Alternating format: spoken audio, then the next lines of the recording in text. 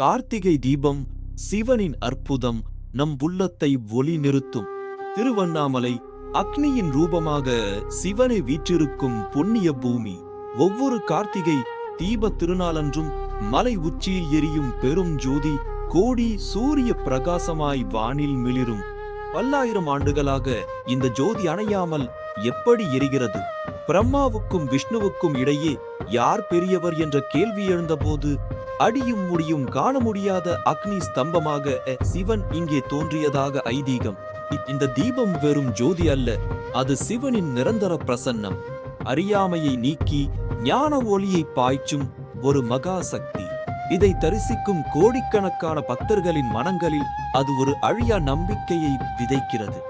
இயற்கையின் அனைத்து சட்டங்களையும் மீறி பல்லாயிரம் ஆண்டுகளாக நிலைத்திருக்கும் இந்த தெய்வீக ஜோதியின் ரகசியம் நம் புரிதலுக்கு அப்பாற்பட்டது. அதுவே சிவனின் அனந்த ரூபம். சிவனின் அருளால் நம் உள்ளம் எப்போது பரவுமோ அடுத்த கதையில் சந்திப்போம்.